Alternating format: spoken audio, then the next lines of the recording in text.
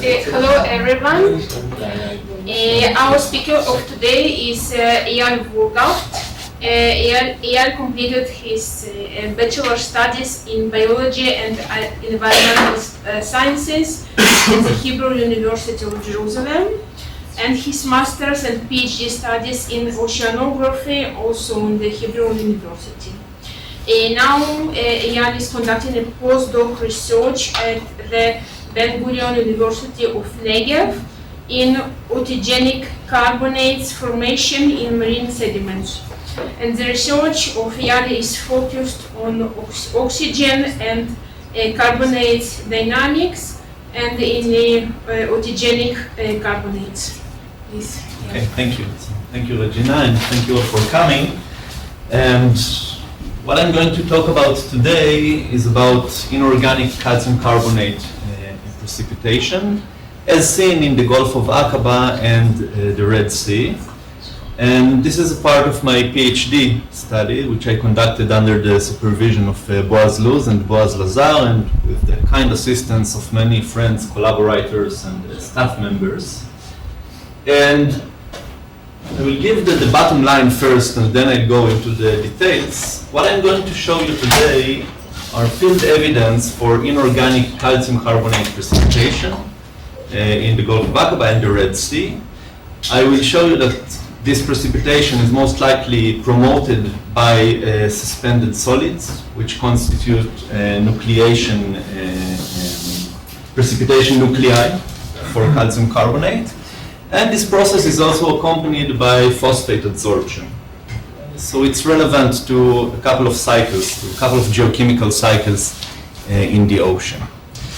And starting from calcium carbonate. So calcium carbonate plays a major, or the dynamics of calcium carbonate plays a major role in the global carbon cycle in the ocean.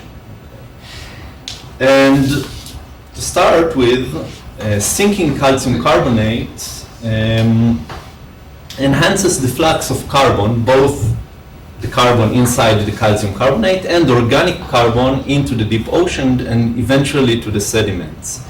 And it does so by actually being heavy. Okay? It constitutes as a ballast which accelerates the sinking rate of carbon to the deep ocean. And it also shields the carbon, especially the organic carbon, and protects it from remineralization, okay, by bacteria. And on the immediate time scale, or the short time scale, it also, the precipitation and dissolution of calcium carbonate also affects the partial pressure of carbon dioxide, okay, and therefore it affects the fluxes between the ocean and atmosphere, and we can see that from the chemical reaction of the precipitation going from left to right, which, as you can see, emits carbon dioxide, or dissolution going from right to left, which removes one molecule of carbon dioxide from the water. Now, illustrating these concepts graphically, we can look at this illustration here,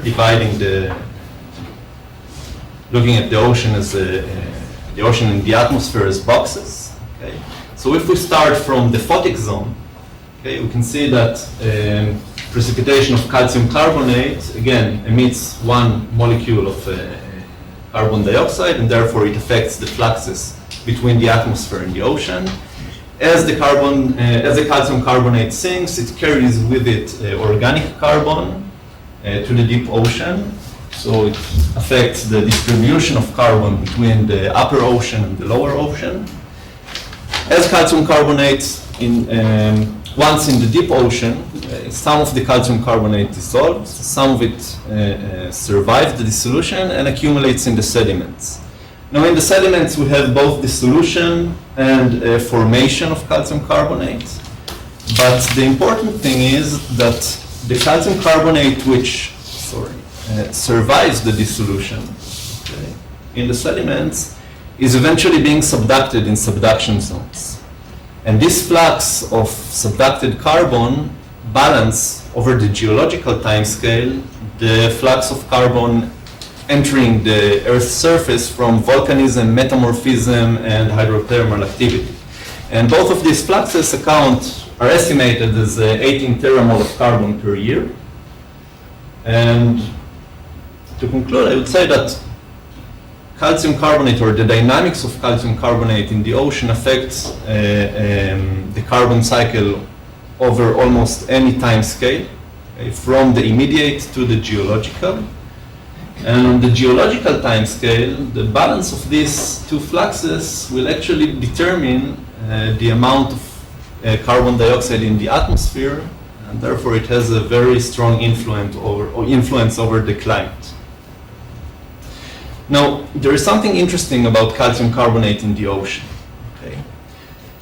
The surface ocean, okay, is supersaturated with respect to calcium carbonate minerals almost anywhere in the ocean.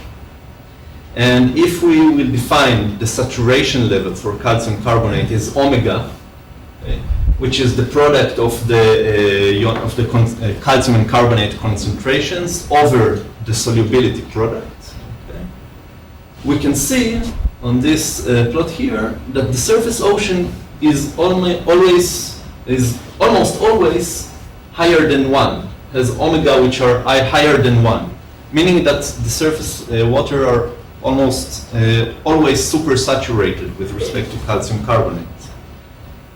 But nevertheless, calcium carbonate does not precipitate chemically. And this is due to kinetic inhibition by magnesium, mainly by magnesium and other dissolved ions. And as a result, almost all the calcium carbonate in the ocean is of biogenic origin. It is precipitated by coccolithophores, foraminifera, and to a lesser extent by petropods. But having said all that, there are some unique environments in which calcium carbonate does precipitate chemically. And these environments are very different from the normal surface ocean. Okay? And this chemical precipitation takes place mainly in the Persian Gulf here and in the Great Bahama Banks. And you can actually see the color, the white colors here are suspended calcium carbonate sediments. Now, in order to understand what causes this precipitation, there were a lot of research that has been conducted, mainly about the Bahama Banks. Okay? And again, the Bahama Banks is very different from the normal ocean. We're talking about a very shallow environment, warm waters, very saline, okay? And most importantly, their sediments are almost composed completely of calcium carbonate. And the precipitation of calcium carbonate is very dramatic. It occurs in this white, it appears as events in which hundreds of kilometers suddenly become white. They're called whiting events. And as people worked on these whiting events, there's been numerous studies which took calcium carbonate reagents, suspended it in surface water, and the result was inorganic calcium carbonate precipitation. Okay? And you can see that here. Okay? And I will explain what we see here later. The expression of the precipitation is the reduction in alkalinity. Okay? So this is what happens when you suspend calcium carbonate reagent in surface ocean water. Two things happen. First of all, you precipitate more calcium carbonate and you absorb phosphate.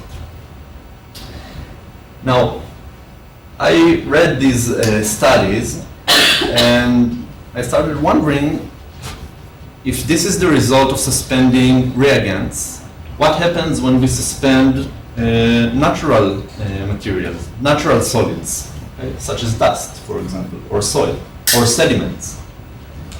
So this is the first question which got me intrigued. And consequently, what is the result of, say, dust storms or suspension of solids in the open ocean? Okay. And in order to answer this question, these questions, I worked in the Gulf of Aqaba. Okay. And what I will do in the next couple of slides is I'll try to explain why the Gulf of Aqaba is a very nice place to work on these issues, on this subject. Okay. And I will suppose that all of you know where the Gulf of Aqaba is. Okay. So we're talking about a long and narrow basin, okay, going almost to 2 kilometers depth at the deepest point. On average, it's 800 meters deep. And it's a relatively small volume with limited connectivity to the larger Red Sea. Now, this is important because if you want to see the chemical influence of a process, okay, say suspension of solids, you want a small volume. Okay? You want a sensitive indicator in order to have more significant, more measurable implications. And the Gulf of Aqaba provides these settings. And to make things simple, okay, there is no riverine input into the Gulf, so what you see is more or less what you get in chemical, from a chemical point of view. And last, we have a supply of solids into the Gulf from dust and occasionally from flash floods. Now, the hydrographic settings, the hydrodynamic settings in the Gulf are also very convenient to work. On the one hand, we have throughout most of the year, the Gulf is thermally stratified. Okay? We have warm water on the upper water column and colder water in the deep water column. In comparison to the ocean, this is weak stratification. Okay? It spans only about a 6-7 degrees difference. Okay? But it is enough to separate or to provide a thermal barrier, density barrier, between the surface and the deep water. Now, as I said, this thermal stratification is relatively weak, and therefore, every winter we have deep mixing. Okay? So this is what happened in the winter between 2010-2011. You can see that as we move into the fall, the surface temperature decreases, the mixed layer deepens, okay? Until in this year, in February, we had a mixed layer of roughly 270 meters.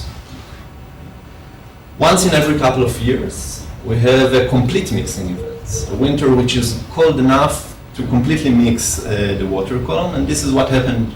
The last time it happened was between 2011-2012, and you can see the same process occurs again, only here, by March 2012, the water column was homogeneous. Now, this characteristic of the Gulf is very convenient when you come to perform geochemical studies or biogeochemical studies, because you have a reference point or a T0 point in which everything is mixed. And you can start tracking changes from this point on. And I'm actually going to use this specific month, okay, throughout the rest of this talk as a T0 point. The problem with the Gulf of Aqaba is that you have to get to Eilat somehow, and this is Givat Ram, okay, where I did my master's and PhD, and this is the Gulf of Aqaba, and my method of transportation was this bus number 444. Okay. The mass balance over my travels back and forth to Eilat accounts for roughly 6 years, in which I attended a cruise every month. We're talking about 9 hours round trip, and I had a cup of coffee roughly on every trip.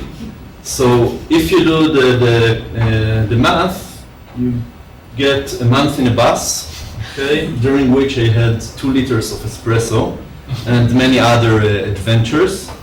And actually, when I did this slide, I thought that it's a good thing that I didn't do it here, because then it would be a semester in the bus or something like that. But eventually I made it, and I sampled in the Gulf. Okay? And I did a monthly sampling, as I said, here in Station A. About twice a year, depending on the political situation. We also took samples from Jordan here in Station B.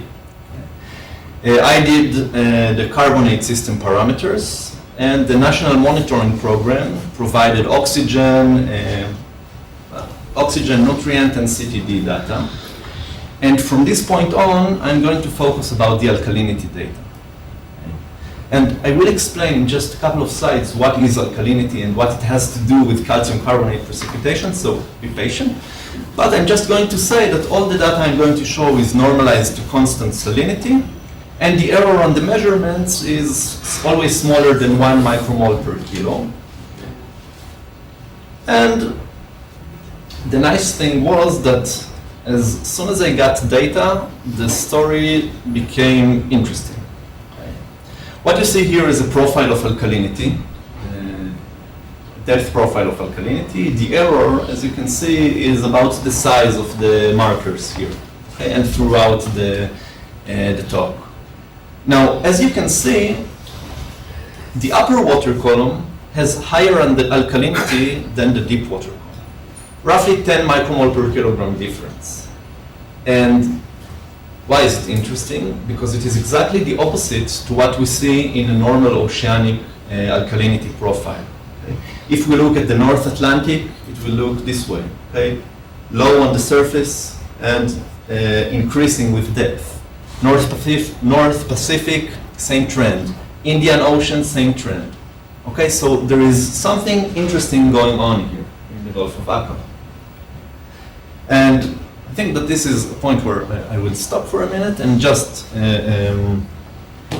remind everybody what is alkalinity and what it has to do with calcium carbonate precipitation. So alkalinity is basically a measure for the seawater pH buffer capacity. Okay? The alkalinity indicates how many moles of strong acid you can add to the water and maintain pH higher than 4.5. This is alkalinity. About 99% of the alkalinity is comprised of, hello?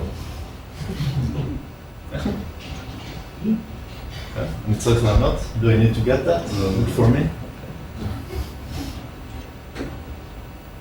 Okay, so as I was saying, about 99% of the alkalinities in seawater is comprised of these species. Okay? Mostly bicarbonate, carbonate, bore, hydroxide, and note that the protons are to the minus here.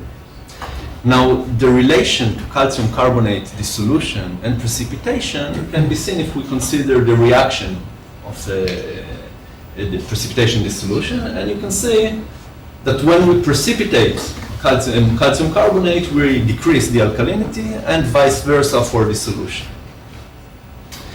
Now, coming back to the data, okay, it's starting to get interesting because you need something which will decrease the alkalinity in the deep water. Okay, so I kept on collecting data, and I learned that this alkalinity deficiency, or the difference between surface water and deep water, is a characteristic of a stratified water column. Okay? So this is July 2011, and this is March 2012. Okay? You see that this difference is diminished. Okay? There is no difference. The alkalinity profile is almost homogeneous. And if you look at the process of moving from stratified water column to mixed water column, you can see that the inventory of alkalinity, okay, which I represent as the blue color here, is actually increasing. Okay. And then, from the mixed water column, we have a gradual decrease in the deep water alkalinity. And this is what you see here. Okay? This is the alkalinity inventory below 400 meters, or the blue color here, okay, in time, starting from March 2012 complete mixing. And what you can see is that along this year and a half or so, the alkalinity decreased by roughly 1 mole, the alkalinity inventory decreased by roughly 1.5 moles per meter square. And it's important to say that throughout this period, the water column is well stratified. The mixed layer depth does not exceed 300 meters, So this water parcel that we're discussing is isolated from surface processes. So what processes can do that? Okay.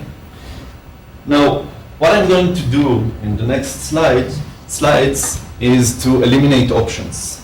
So here are the options I'm about to eliminate. Okay. One thing which can decrease the alkalinity is accumulation of nitrate. Another option is simply mixing with low alkalinity water. The third option would be biological calcium carbonate precipitation, and the fourth would be inorganic calcium carbonate precipitation. Okay, so let's start eliminating options. And the first option is accumulation of nitrate. And the thing is that, again, I remind you what alkalinity is and calcium carbonate dissolution. And to illustrate how alkalinity and nitrate relate to each other, I will use this field here with alkalinity on the y-axis and nitrate on the x-axis. Okay? Now, calcium carbonate dissolution or precipitation affects the alkalinity. Okay? Dissolution will increase the alkalinity, precipitation will decrease it, but they will not affect nitrate. Okay? On the other hand, respiration, okay, or remineralization of organic material would increase nitrate and decrease alkalinity. Yeah, and this is so because as the organic material decomposes, it emits one proton along with each nitrate molecule, as you can see here. Okay, so we add nitrate, we add protons, we reduce the alkalinity. So respiration is a process which has the potential to decrease the alkalinity in the deep water. And we know that nitrate is accumulating in the deep water of the Gulf when the water column is stratified. Okay? But luckily enough, it is a very straightforward correction because we measure both nitrate and alkalinity. So basically what we can do is take the change in nitrate, the delta nitrate, and add it to the change in alkalinity. And what we get is a change in alkalinity which is corrected for addition of nitrate. Okay? And I call it delta alkalinity corrected. Okay? Now let's look at the same time variations, okay? But this time corrected. So what I show here is the difference, okay, relative to a complete mixing, to merge 2012. Okay? Again, below 400 meters. Now, the black diamonds is basically what you saw before, the change in the alkalinity, the total change in alkalinity. The green diamonds are the change in nitrate, and you can see that nitrate is accumulating. The blue diamonds is the corrected change in alkalinity. Now, what you can see here is that it is still decreasing. To a lesser extent, it was 1.5 moles per meter square before, going from here to here, and it's roughly 50% of that. But still, even when we consider nitrate addition, we still have a decrease in alkalinity. Okay? So it's not respiration alone, it's not the addition of nitrate alone which reduces the alkalinity, and therefore we can eliminate this option. And maybe you've noticed that by yourself by now, but if not, I just want to highlight that this straight line with which I connect the points is not what actually happened. What actually happened is that we had two abrupt drops in alkalinity, okay? Here between October and November, and here between May and July. Okay? And we will get to these abrupt drops. Now, the next option is that we simply see biological calcium carbonate precipitation. But as I told you, we're below 400 meters. We're way below the photic zone. Okay? So this option is, I think, trivially unlikely, and we can eliminate it as well. And now we're left with mixing with low alkalinity water and inorganic calcium carbonate precipitation. Now, if we want to mix water, we have to get them from somewhere. So let's consider options, okay? they can't come from the surface because the surface has a higher alkalinity. Okay. So they don't come from the surface. They're not likely from the south because as far as we know from old data and from our data from Station B in Jordan, we know that the Gulf is horizontally homogeneous from a chemical point of view. Okay. So not likely from the south. Unlike the ocean, we don't have isopycnals shoaling to very remote locations, so it's not isopycnal. The Gulf is well constrained by land. But there is one source of low alkalinity water which we have to consider, and that's the reef which encircle the Gulf. Now, if we will look at the diurnal cycle of the alkalinity in the lagoon, the Gulf, first of all, we see very strong variations, and the alkalinity in the adjacent open sea is almost always higher than the alkalinity in the reef. Okay? In terms of concentrations, the minus 0.8 mol per meter square we are trying to explain is is only this much. Okay? So we have quite a strong leverage here. But in order for the reef to account for the decrease in alkalinity, we need, first of all, to take water from the reef and bring them deep into the Gulf. And second, we have to do that with a sufficient volume of water. Now, there are a couple of studies which show that there is very good connectivity between surface and deep water in the Gulf. Okay. So, the problem boils down to the question of the intensity of the flux. Do we have a flux which is strong enough to cause this decrease in alkalinity? And the answer is quite simple. Okay? If we consider this smooth line, then we have to replace 80% of the deep volume of the Gulf with reef volume.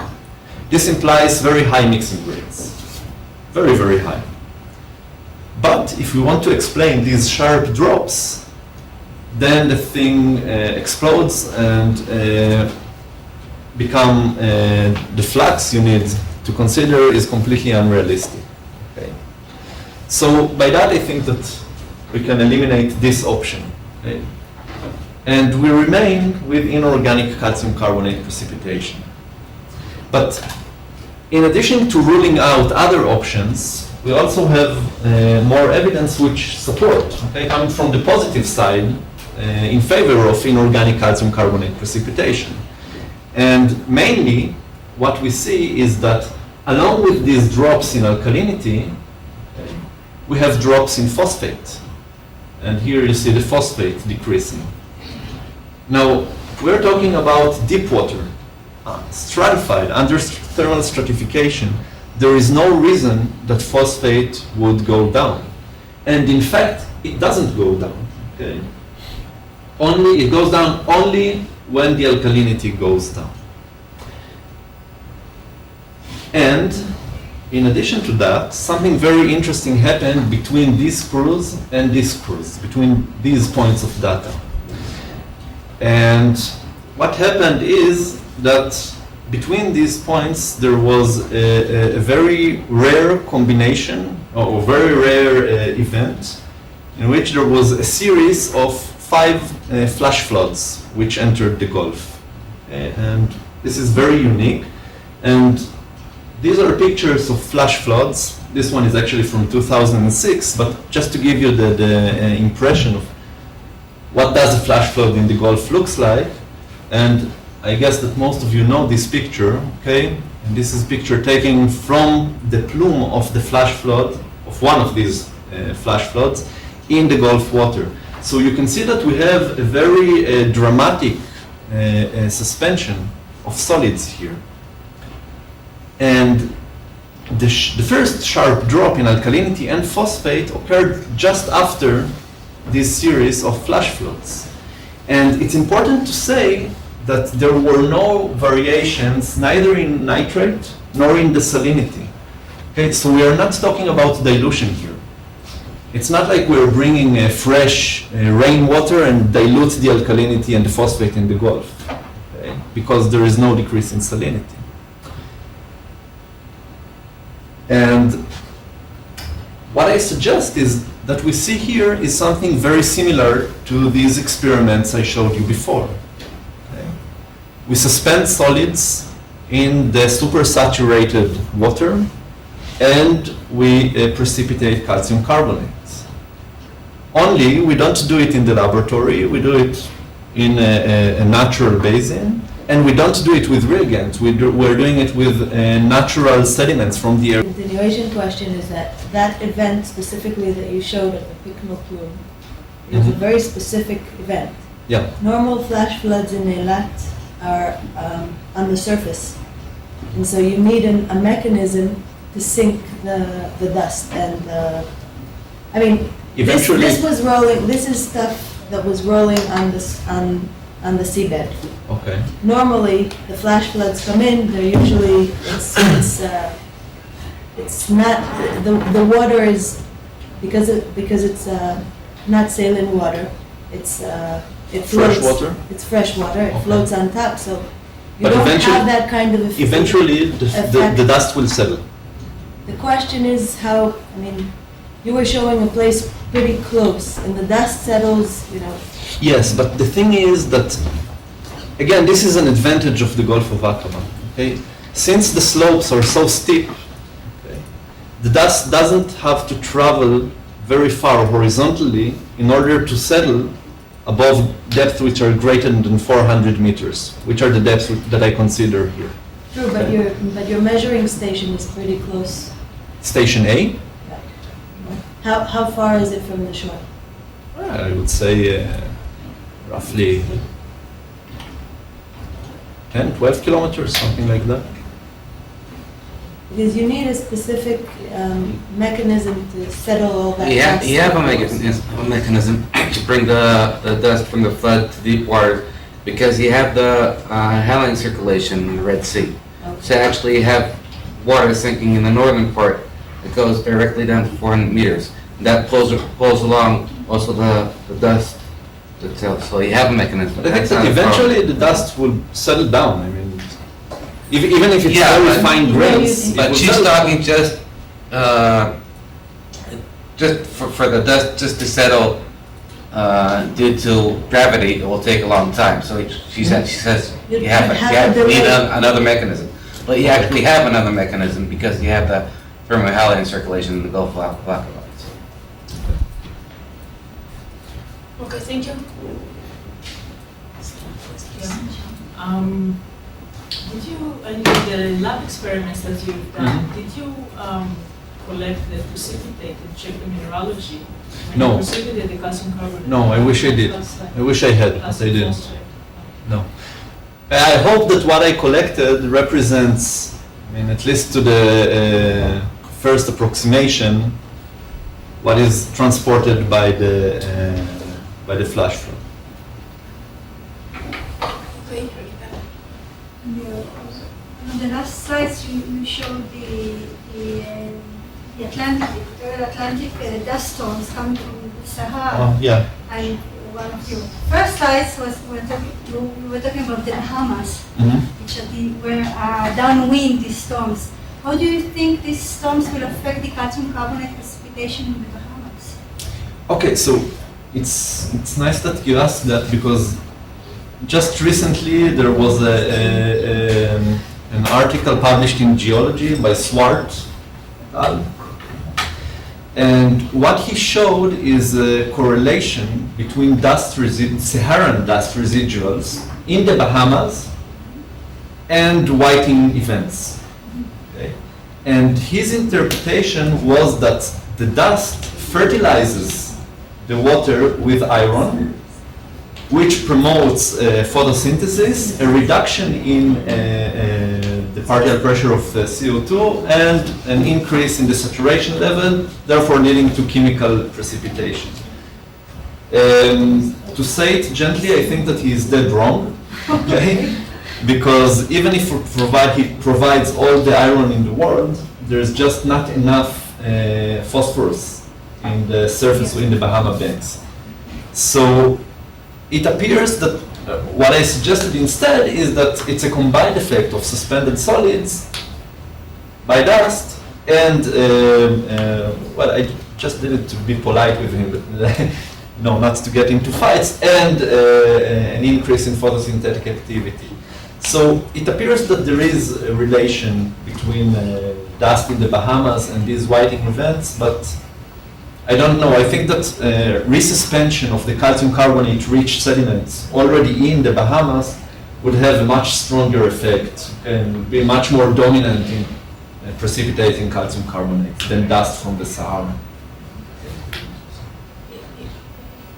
This might be a basic question, but wouldn't you see a distinct difference between, regarding your comment on the Bahamas, wouldn't you see a distinct difference between biogenic calcium carbonate and on a mineralogical level and inorganic? That if you collect, well, the sediments, collect the sediments in the Bahamas are inorganic. Are inorganic? Inorganic, completely inorganic. There are oolites, I don't know how to pronounce it, but that's what you get in the Bahamas. Okay. They are either aragonite needles or oolites, so it's definitely inorganic. Okay, so why say is it? All the sediments in the Bahamas are inorganic? There's no biogenic precipitation? There is biogenic precipitation, but the major constituent is inorganic. The permanent. It's aragonite muds, I think they're called. Okay, other question, please? Okay, thank you very much. Thank you.